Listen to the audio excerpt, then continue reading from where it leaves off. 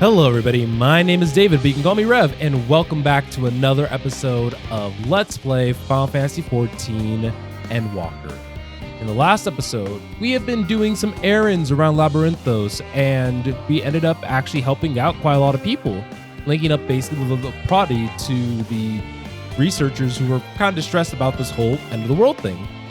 And Urianger finally got to more or less interact with Monbrida's parents, and everything's all good now. This time, we're going to be moving over to helping Alphino and Alize out with their errands. And so, I'm going to go ahead and talk to Theo Paladin. Gods, it never ends, does it? What can I do for you? We brought some samples from the Charlian Hamlet, Series 110. The crates are by the entrance. Ah, thank you. I expected one of my colleagues, but we are dreadfully short-handed. Just a moment. Are you our Fortuno's children, are you not? Alphino and Alize at your service. You're well acquainted with father, I take it. Quite. I've been friends with your parents since our days at the studio.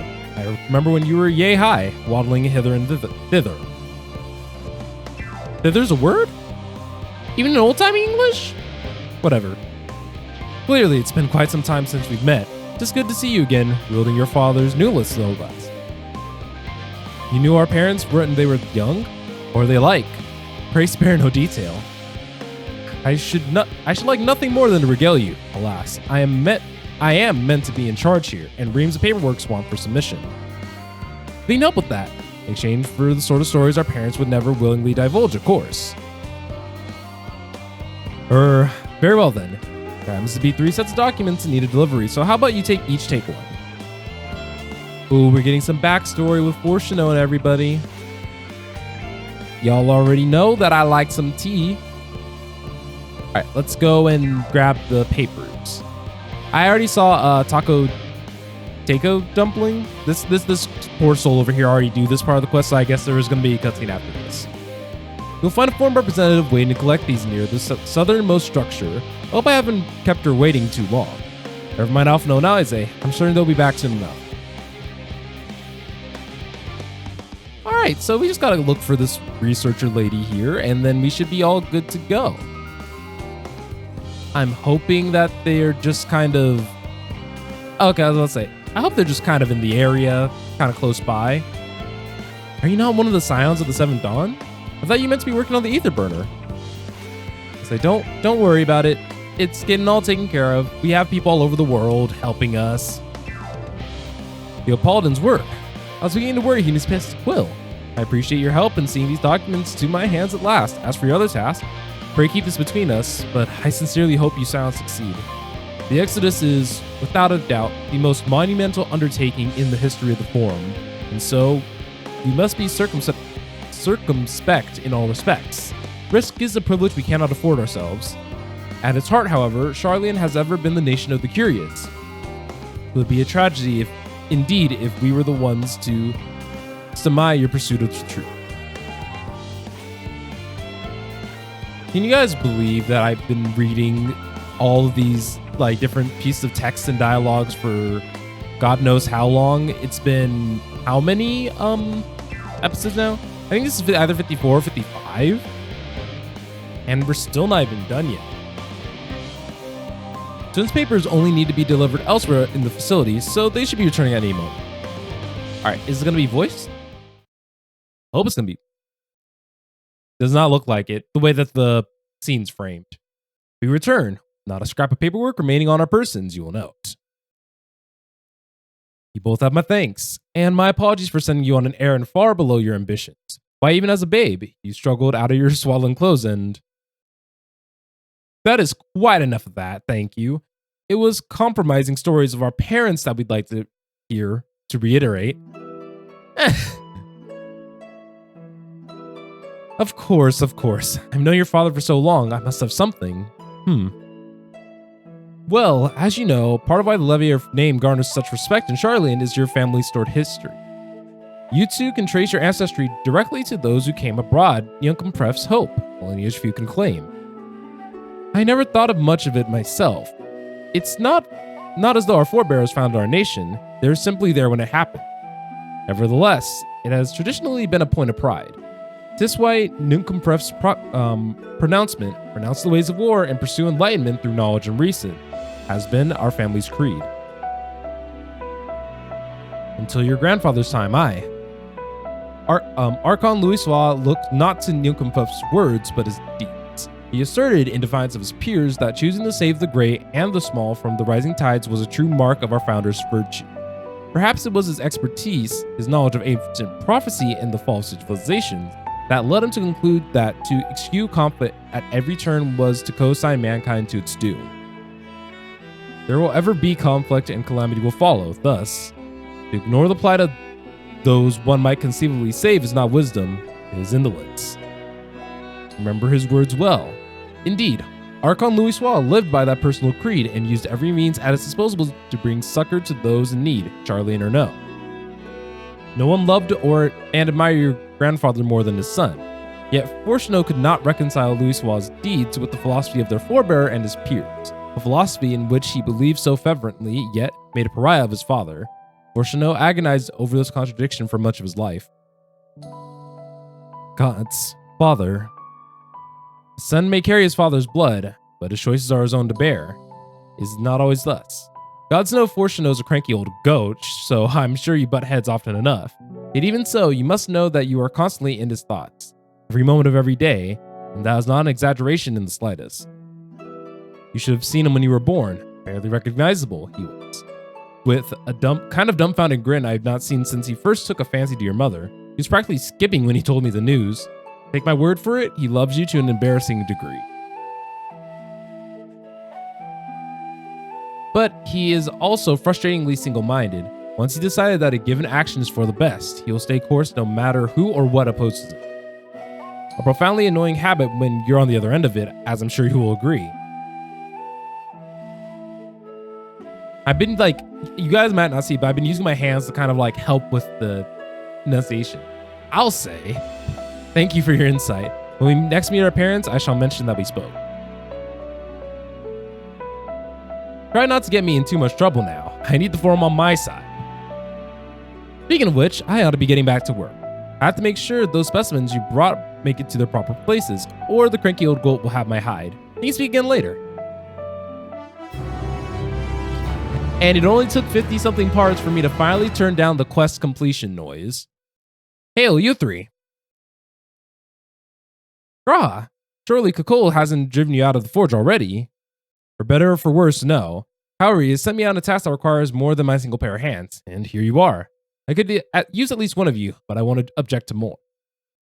Unfortunately, Alze and I have prior commitments, and we have delayed too long as it is. What about you? Can you spare some time? Of course. Perhaps. This shouldn't take long. They really have us, moving and going everywhere. In the event that our, and I quote, promised heap of adamantite falls right out of the bloody sky and into my lap, Master Kakol, I don't know, wishes to be ready to put the proverbial hammer to the anvil at a moment's notice. To fabricate these parts, however, he needs the flames in Kakol's forge to burn hotter. He sent me to increase the amount of ether being funneled into his furnaces. The flow of fire aspect of ether in Labyrinthos is regulated by an elemental reactor south of here, to which I borrowed the key. The adjustment will require 2 people to carry out safely, but I can explain the process when we get there. This is the part when we'll see you in Charlie and Hamlet once the adamantite arrives, if not before. Alright. This way.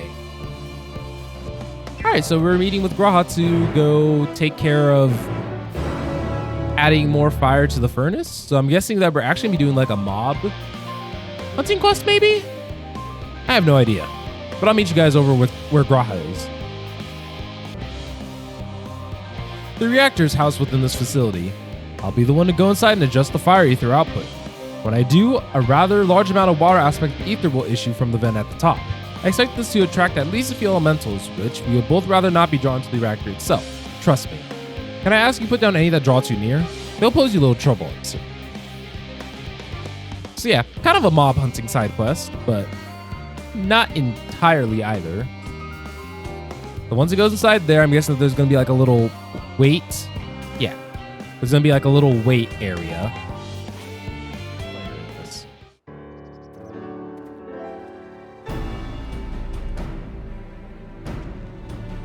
Everything goes smoothly out here? Of course, buddy. I thought as much. No major complications to speak of inside either. And the water ether appears to be venting properly. I expect Kukul will see a difference in its forge flames by the time I return. Since I have you, there was another matter I thought to discuss with you. Nothing terribly important, merely something I've been considering. Part of this I shared with everyone, yet you, and only you have been to help it. As we've established, refined adamantite is the product of a log, of the Empire's twilight years in fact. It was a material which saw much use as a part of the Allegan's efforts to extend beyond the bounds of this world, Dalamund of course being the most prominent. Those who would push further expand a log's empire to encompass the heavens and the stars above. Perhaps the greatest was infamous technologist Anon. I didn't see the M or N.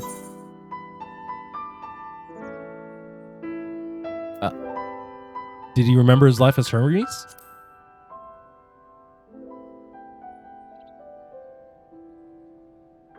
I believe he had his own reasons. There's no evidence to suggest that he retained his memories of his former life. He only joined the Asians once the Empire was all but dust, as you know. Not his memory, though. What drove him to pursue the idea with such fervor?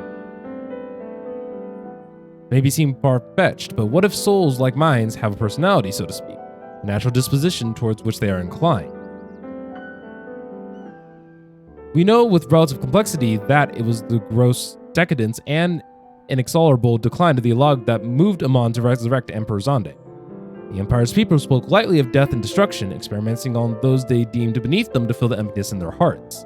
In facilitating Zande's return, Amon provided these languid souls with the means to free themselves from the mire of their own indolence. Or would have, had Zande been convinced by his own death that life itself was meaningless. Amon's desire for his countrymen to conquer the heavens could only be a means to the same end, to instill people with a new purpose. Like Hermes before him, Amon was appalled by how those around him lived, but could never bring himself to believe that those lives were devoid of meaning. And both of them sought that meaning, that hope, in the distant stars. Such is my theory anyway. Ultimately, it is the consequences of their actions with matter. Their motives are of no moment, and yet. Oh. Reach the stars on the wings of adamantite, to travel to the ends of creation and beyond. The hope promise a hope everlasting, that much I do understand. But enough musings for now. Why don't we see how Kukul's is getting on?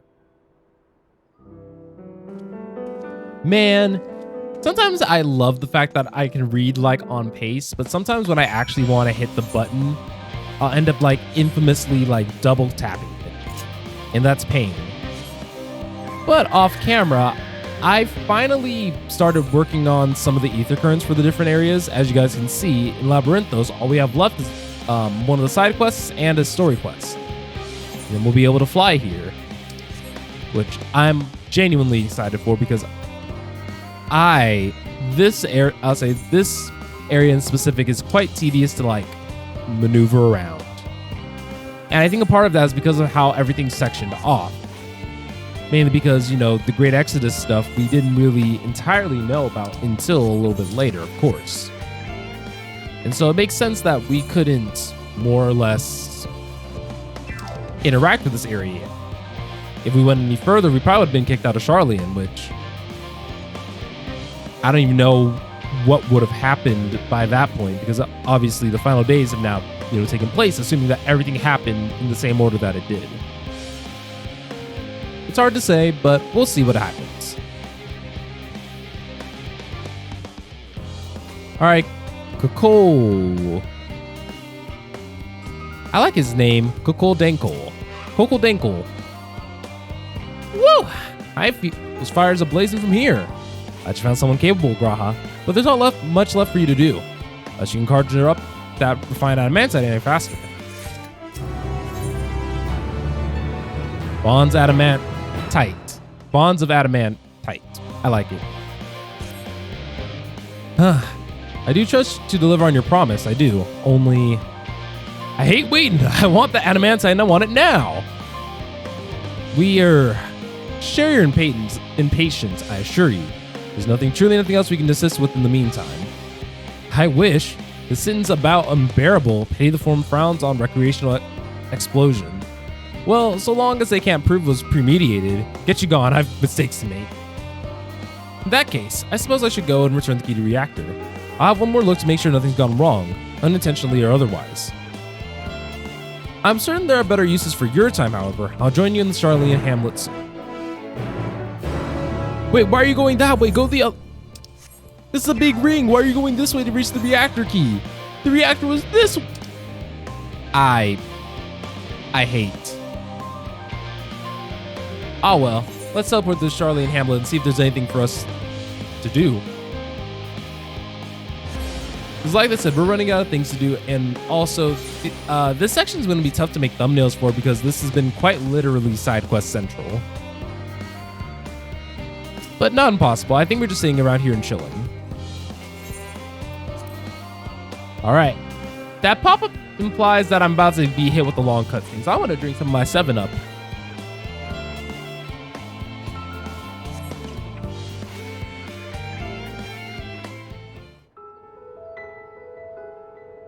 See, now this is the framing to imply this is about to be a voice cutscene.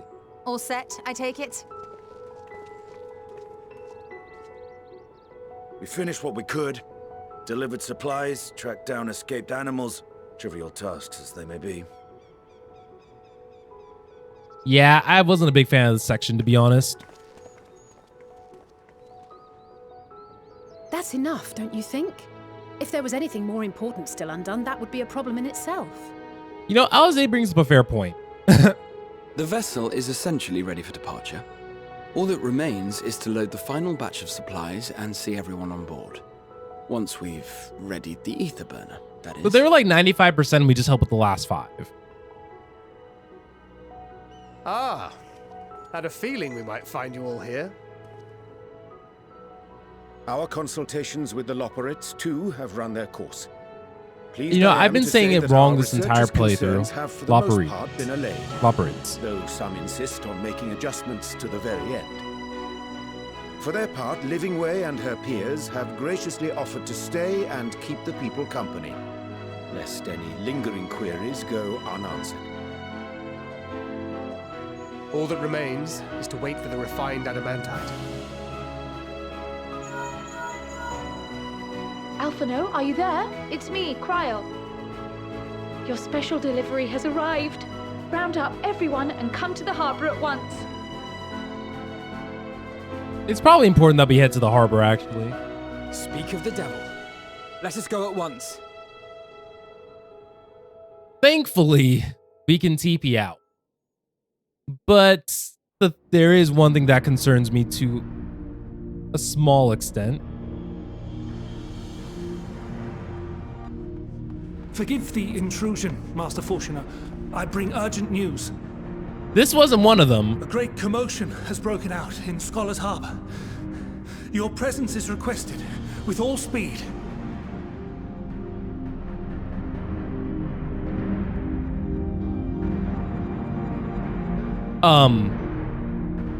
That's not what we heard. Now, where might this delivery be?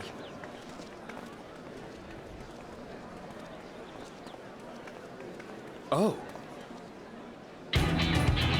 Oh.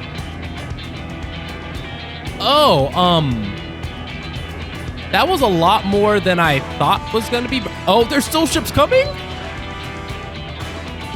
And there's an airship too. Oh my goodness. I'm sure it's very important, but we cannot accept these without the proper permits. Why the 12? Surely, these can't all be. I think the thing that scares me is that there's more coming.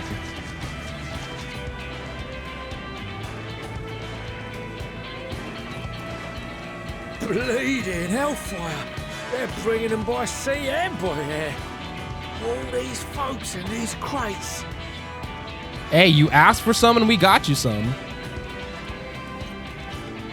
And more on the way. Got your adamantite right here. A bigger haul than any of these sorry bastards brought, and that's no lie. Please don't make this a competition, please. yes, because you were charged with seeing the shipments from Gridania and Uldar here, along with your own. Give credit where credit is due. Ooh. Sounds like the sorry whinging of a sore loser. And a hypocrite to boot. Ain't no way a scrawny whelp like you took a dozen steps inside a Dalaman shard. I'll have you know I went all the way to the entrance. I played a vital role in keeping a lookout whilst our expeditionary I forces appreciate his secured the energy so land much, actually. Left you outside so you wouldn't get anyone killed, did they?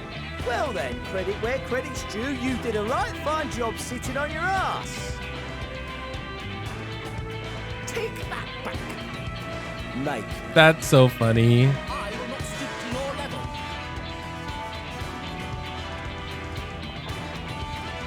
My, what a grand welcome party. Hancock and Saraban. Hey, Hancock. We come bearing relics both sacred and elegant, as well as a few other gifts that may be of help, to be presented with best wishes from the Eastern Alliance.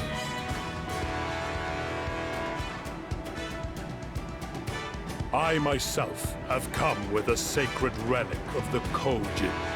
Upon learning of your need, Bunchin bade me deliver it on behalf of the Blue with all haste. So something's making me slightly worried, and this is just my never-ending paranoia. I could not swim here with the necessary speed, however. I thought to beg our Confederate allies for aid. To my delight, Hancock was already preparing for departure at the self-same port, and had space for additional cargo. I think it's so crazy that you thought to swim here, of all things. We did, of course, need quite the impressive vessel to get it all here in time.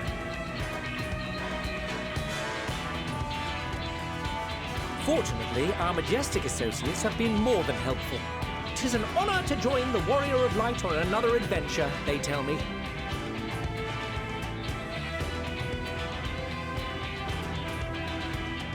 That is all wonderful to hear, but what of the extraordinary cost?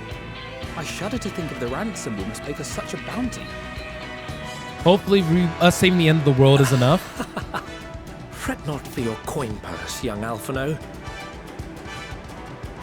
Lord Lolorito looks ever towards the profits of the future, and thus the East Aldenar Trading Company went to some lengths to reduce the financial liability.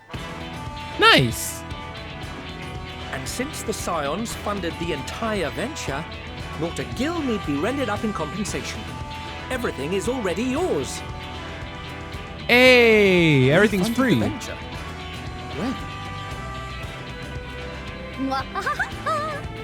Don't Oh, let the okay. men fool you. This coin keeper knows a thing or two about spending. Love her.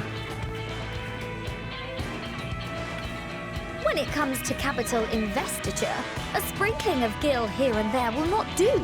You need enough savings to make waves when it really counts, which is why frugality is paramount. Thank you. Thank you. We also have the benefit of a generous patron. Generous being rather an understatement. She has supported us from the shadows since the very founding of the Scions. Wait, is this Mom? We even had coffers to fill. Love. Mother. Love. I love their mom. Amelions. Amelions, okay. I remain, of course, an entirely neutral party. I simply thought our family's coffers were needlessly full. She said we have too much money, We can hardly babe. take them with us on your teeny-tiny toy boat, now can we? And would be ashamed to leave all that hard-earned wealth unspent. Thank you for paying. Waste not.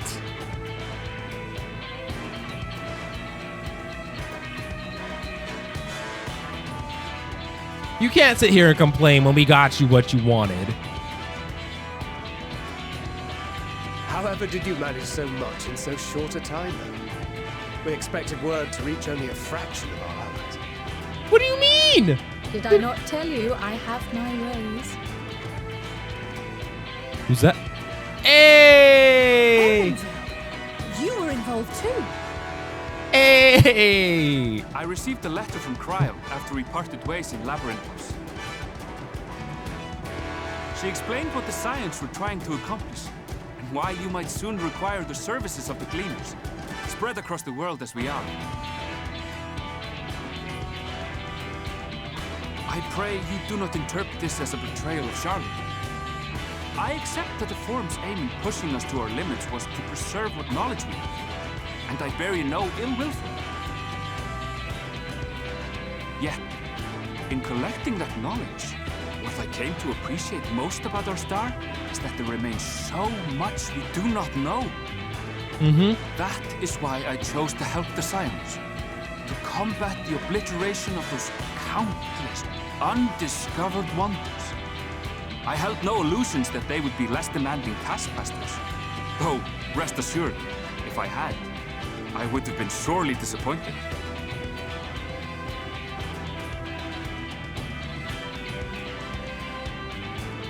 To make a long story short, the whole of the guildship cooperated to ensure your call was heard far and wide.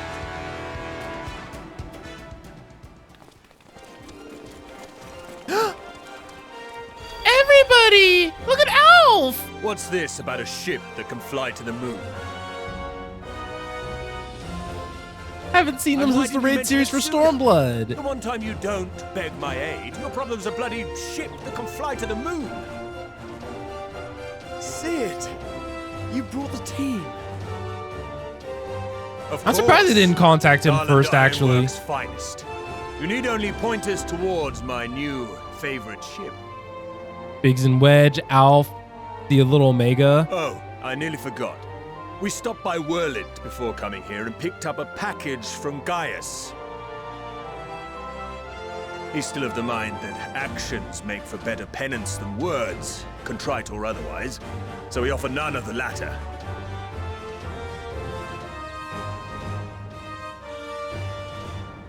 What he sent is an Allegan relic Valens used in his weapons experiments. Oh, from like the Ruby, Sapphire, and Emerald, like all those weapons. Ruby, Sapphire, Emerald, and Diamond. As you like us not suspect, we've also brought adamantite for Mordona's Dalamud shard. I admit to some consternation upon first receiving Kryl's message. So few Scions remain at the Rising Stones now. Far too few for such an expedition. That's okay. However, the Gleaners were able to secure us reinforcements. Idleshire's treasure hunters, not least among them.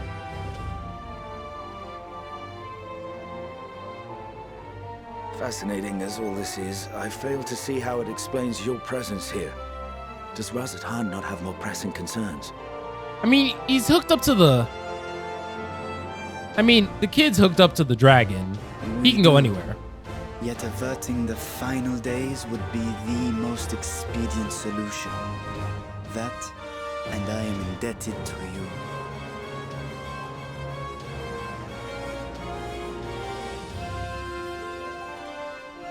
Though they chose to take their leave of Thavnair, those you saved in Galimund remain my people. My gratitude is beyond words. 'Tis appropriate that I aid you in kind. If in the doing we bring salvation to others of this star, so much the better. You will recall that I spoke of my father, Midgard Summer, and his journey across the great expanse. As he traveled betwixt the stars, his resplendent scales drank of the ether in those nigh empty surrounds, and imparted to him the strength to persevere.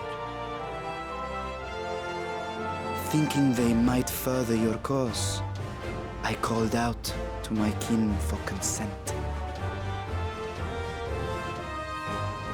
Ashdai's answer was silence, as ever. You called upon some dragon. Belgre, however, responded favorably to the suggestion. My sire, too, stirred from his slumber long enough to speak and say, "Very well." We got some dragons on our side too. Thus have I brought you his own worm scales. Fit them to your purpose, and seek a worthier fate for us all.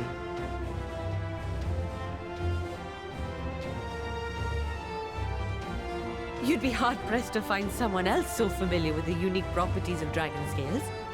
So I invited myself in. That's fair. I love you, Nirvana.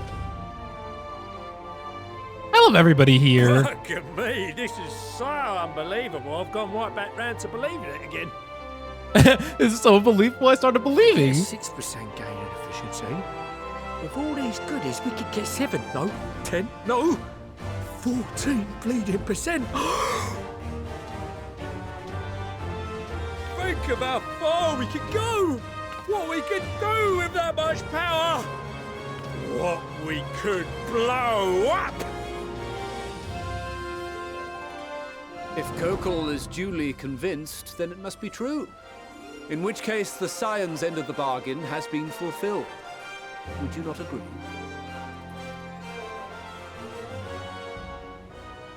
Yeah?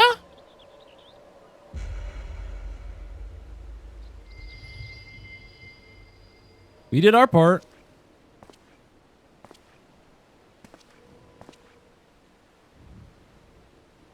Yes, Father? What's he gonna say?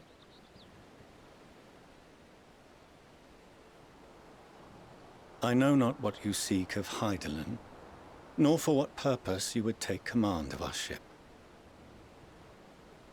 Yet this much is certain. To do so will be to dictate the fate of this star and the lives upon it. Yes. The lives of each and every creature, in their magnitude and their fragility. Do you understand? And are you prepared? We have seen and we have felt how much each life shapes this world. And so we are determined to abandon none. We understand what is at stake, and we are prepared to bear this burden.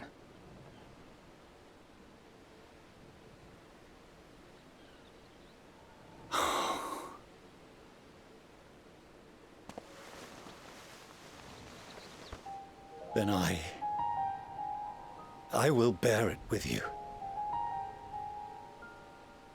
I beg you, share your struggles with me.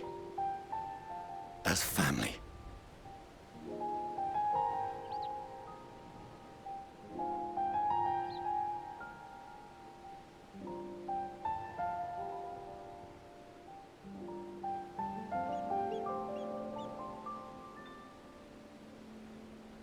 You grasped my fingers with such tiny hands the day you were born. I thought my heart might burst. 'Twas love and happiness beyond expression. Overwhelming, and a conviction so powerful that I trembled with something close to rage. I had heard the final days foretold. I swore to myself then and there that I would not let them steal your futures.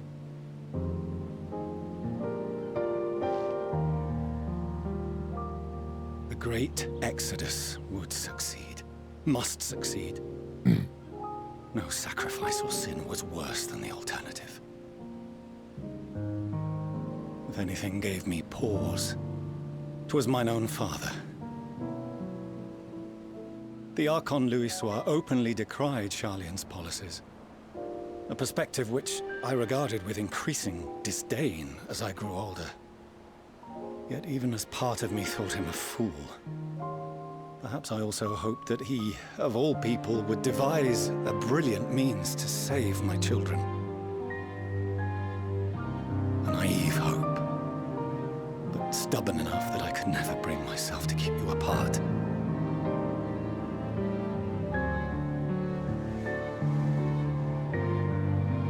No, that was his doing, when he perished at Carteneau.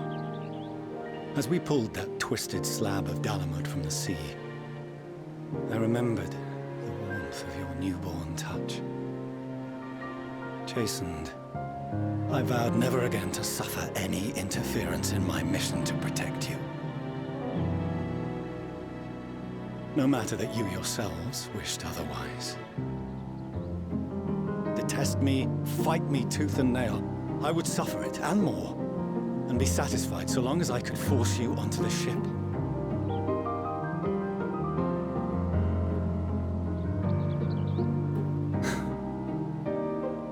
I was wrong.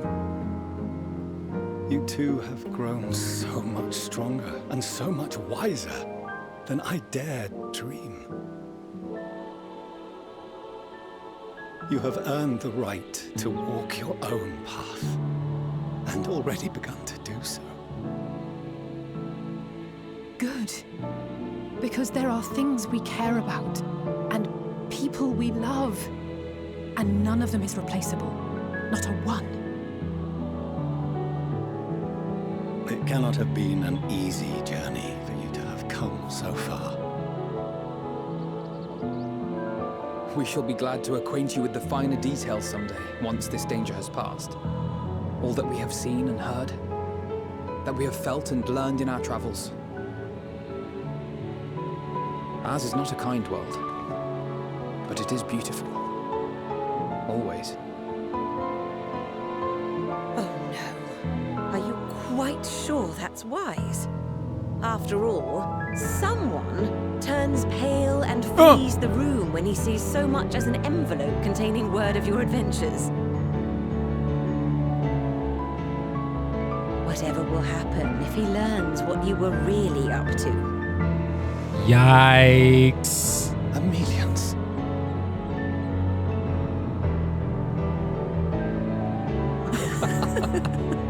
That's cute.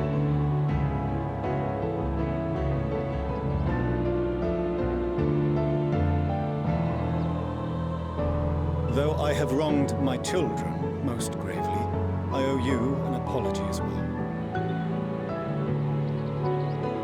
I assumed that it was the Scion's influence that made them so keen to charge headlong into danger.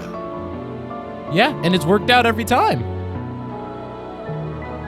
Yours, in particular. Yeah, because I'm the protagonist. I see now that said influence instead brought them together with the many fine people gathered here today. In which case, I hope you continue to guide them.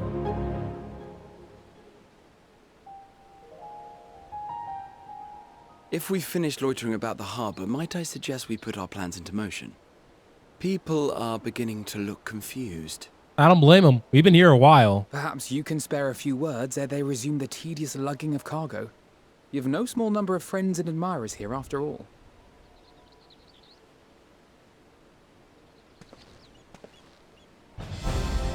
All right. Time for me to pick some words to say. Let's do this. What am I going to say? What are my options? What is something that vendor would say?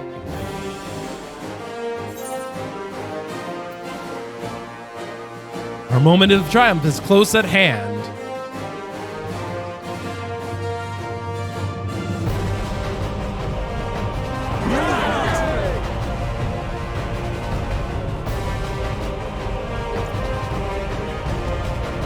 Gather so many people together for a common cause. I don't know why I always adore like Your moments like this in the story. Appreciated.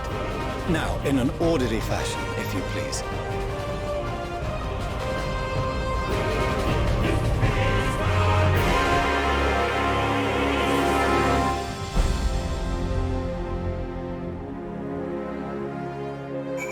Okay, I think that was a wonderful way to end off this episode. So, thank you guys all so very much for watching today's episode of Let's Play Final Fantasy XIV Endwalker. If you guys haven't already, peep the description. There's the playlist, there's my socials, there's a whole bunch of stuff that you guys need to check out. And that's it from me. So, I'll see you guys all in the next one.